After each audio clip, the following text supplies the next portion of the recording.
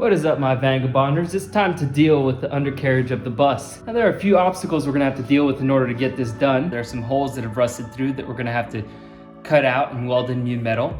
And then most of the wheel well has this kind of undercoating that needs to be removed, and the surface has to be scuffed, so where there isn't rust, the primer can adhere, and where there is rust, we could POR 15 it and then cover it in paint.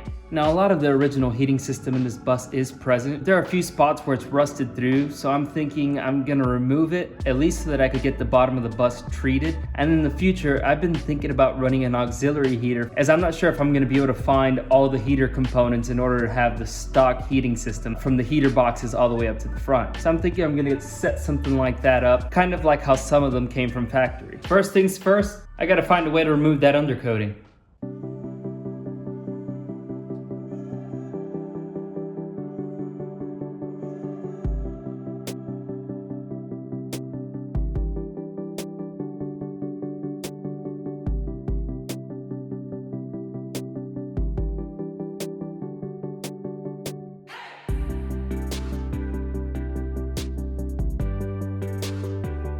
Now that most of the undercoating is gone, I can actually see what's rust and what was just dirt. Sadly, I do still have to do the entire upper part of the wheel well, and I have to do the other side.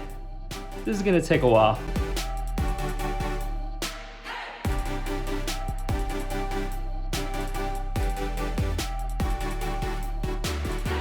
So I must say the torch and acetone method works pretty good, but you're still gonna have to get in there with a lot of elbow grease. If you're not prepared to spend hours scraping this old undercoating, don't go this deep in your restoration, because this is crazy. Let's just get a quick comparison of the two sides. So we're gonna try something a little bit different on this side, because this is all about learning and experimenting. So let's give it a shot.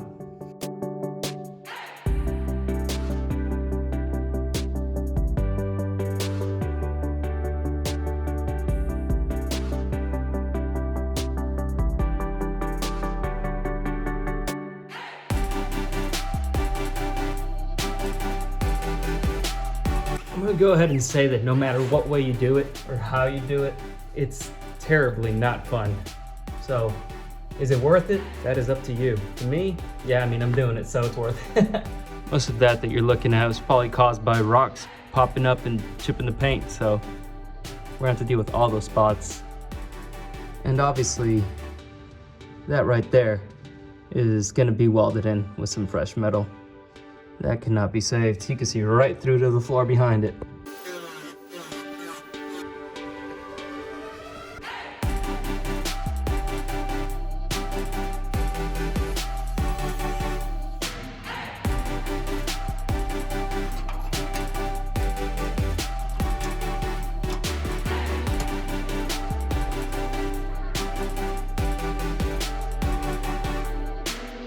Even though this part isn't this deep, I'm still gonna grind that down. And now we've got 4 more patches to go. Recording the bottom of the bus is gonna be a bit difficult, as it's not lifted very high in the air. We've gotta work on prepping all these surfaces to get POR 15'd, along with all that in there getting cleaned up. So I think I've got an idea how I'm gonna get the bus lifted a bit higher. So I'm off to my dad's house.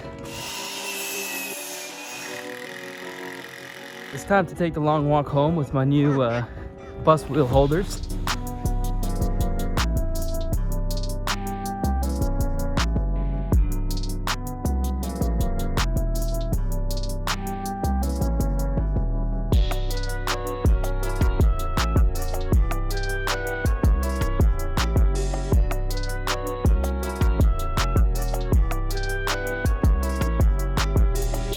This ain't exactly working how I thought it would. So we're gonna have to figure something out.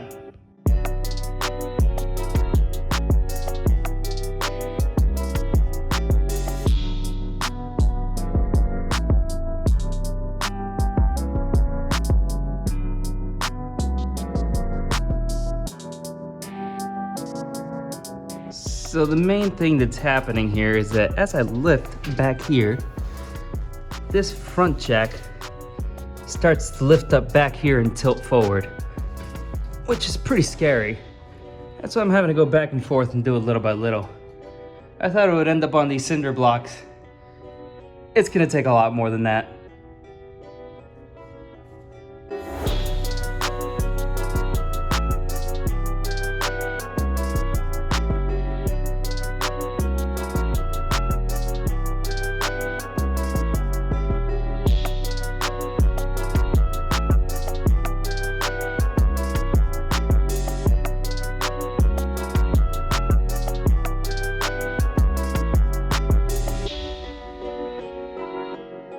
All right, so it's taken me that many 2x4s, scraps, more scraps.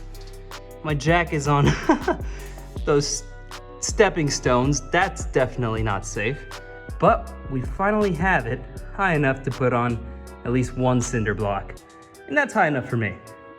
And here's where I must give the disclaimer, do not try this at home. Gotta get the jack up one more notch in order for everything to be pretty flat. And well, there's my solution. Wish me luck.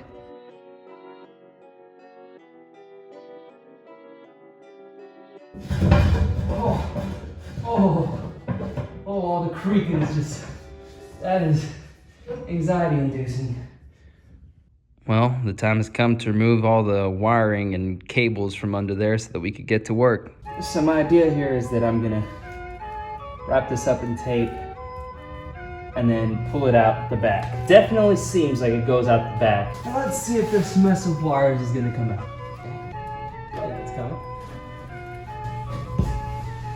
coming. Okay, it's not gonna be as easy as I thought.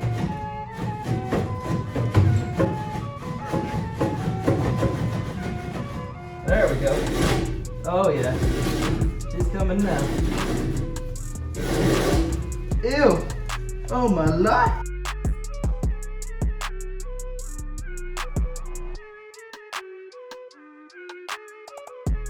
Oh boy, are we in for it now. I've got my safety rims stacked up, at least on this side when I'm working on this side of the bus. So I'm gonna be okay, Reddit. And then we finally have quite a bit more space down here to work, and we're gonna get to getting the rust off of these parts.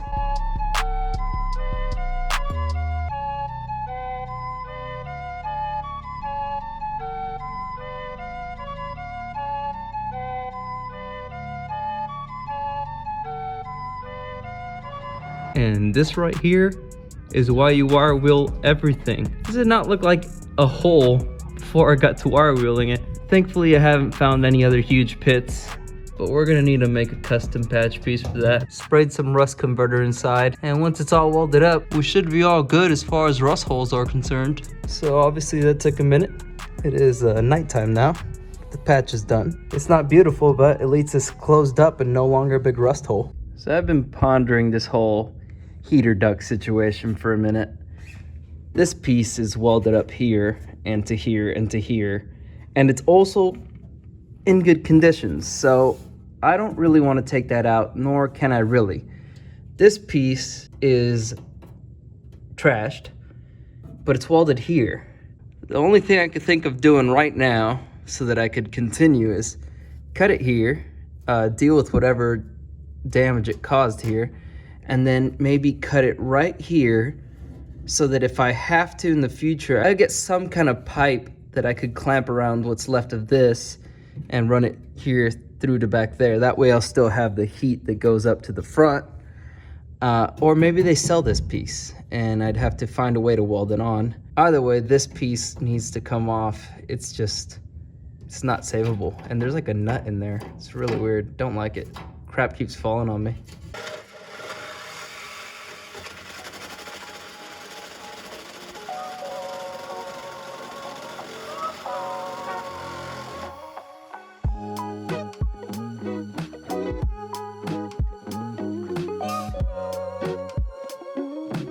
You learn something every day.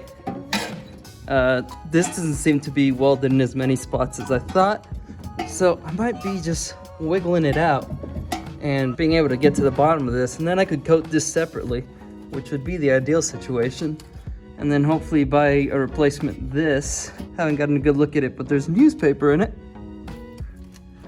That is absolutely disgusting. Can anyone explain to me why there would be newspaper in there?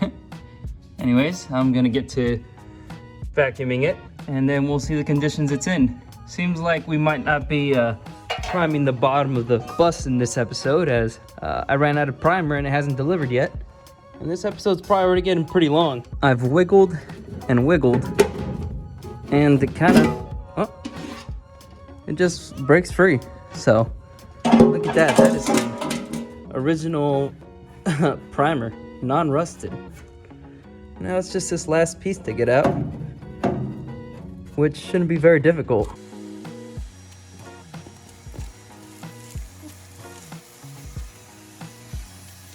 It's pretty crazy that I could actually sit up under the bus now. It's a little spooky, but I do have my safety precautions, like my stack of tires. It's getting really late. I'm gonna do my best to clean this up tomorrow. And it's looking like it's gonna be the next episode before we see it POR 15'd and then primered.